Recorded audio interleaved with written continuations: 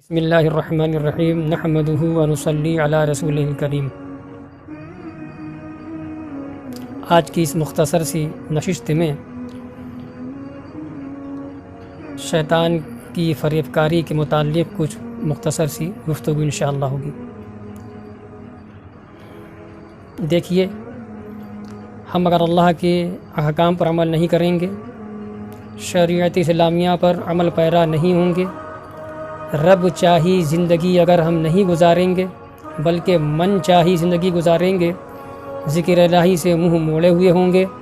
احکام شریعت کے خلاف عمل کریں گے اور نفس کے بہکاوے میں آ کر کے ہر حرام کام کا ارتکاب کریں گے، اللہ کے ذکر سے دور رہیں گے، تو پھر یاد رکھیے کہ یہ وہ صورتحال ہے کہ اس میں شیطان آسانی سے بندے پر قابو پا جاتا ہے، اس کو بہکاوے میں لے لیتا ہے، اس کو اپنے مکر و فریب کے جال میں پھنسا لیتا ہے۔ ایک شخص نے حضرت امام حسن بصری رضی اللہ تعالیٰ عنہ سے پوچھا، سوال کیا کہ حضرت کیا شیطان سوتا بھی ہے؟ تو امام حسن بصری نے مسکرا دیا اور فرمایا کہ اگر شیطان سوتا، اس کو نیند آتی، اگر وہ سوتا تو پھر ہم انسان تو اس سے آسانی سے راحت پا جاتے۔ معلوم ہوا کہ شیطان سوتا نہیں ہے۔ تو جب وہ سوتا بھی نہیں ہے تو اس سے رہائی پانا کیسے ممکن؟ بہت آسان نسخہ ہے، اللہ کے ذکر میں لگے رہیں گے، ہم شریعت کے احکام پر عمل کرتے رہیں گے، اللہ کو یاد کرتے رہیں گے، تو اللہ تبارک و تعالی اپنے ذکر کے طفیل، اس کی برکت سے شیطان کا مکر و فریب ہمارے اوپر چلنے نہیں دے گا، ہم اللہ کی پناہ میں ہوں گے، اللہ کی امان میں ہوں گے۔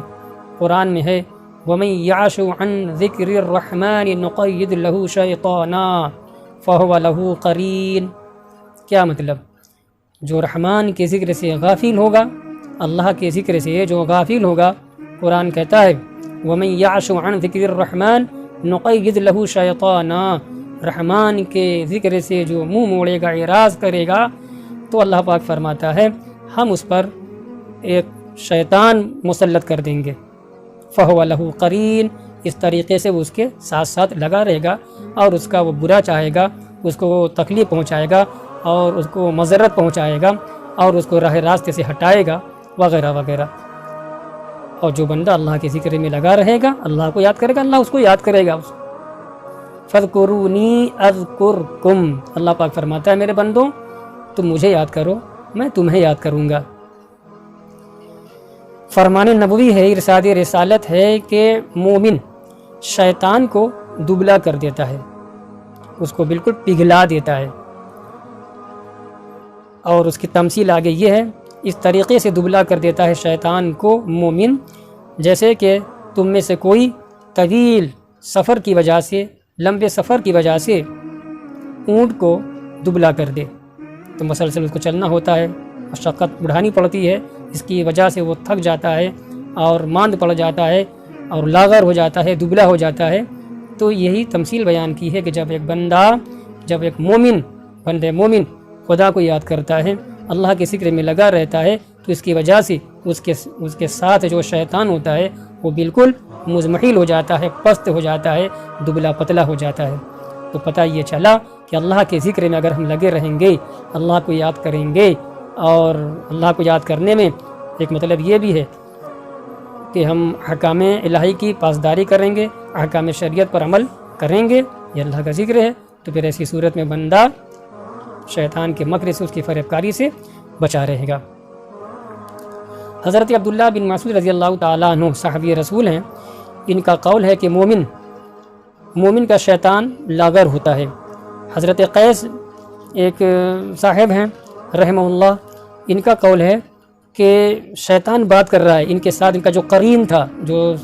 شیطان تھا، ان سے کہہ رہا ہے کہ مجھ کو تم نے بالکل لاغر کر دیا ہے، کمزور کر دیا ہے۔ تو کیوں اس نے کہا؟ چونکہ وہ اللہ کے ذکر میں لگے رہتے تھے، شریعت کے احکام پر عمل کر رہے تھے، تو اللہ تبارک و تعالی نے ان کو گویا کہ غالب کر دیا اور شیطان مغلوب ہو گیا۔ اللہ تبارک و تعالی ہمیں ایسی ہی ہمت اور توفیق دے کہ ہمارے ساتھ جو قرین ہے وہ مغلوب رہے، ہم غالب رہیں اور ہم احکام الہی کی پاسداری کریں، شریعت کے احکام پر چلیں، اللہ کو یاد کرتے رہیں۔ وآخر دعوانا ان الحمد للہ رب العالمین۔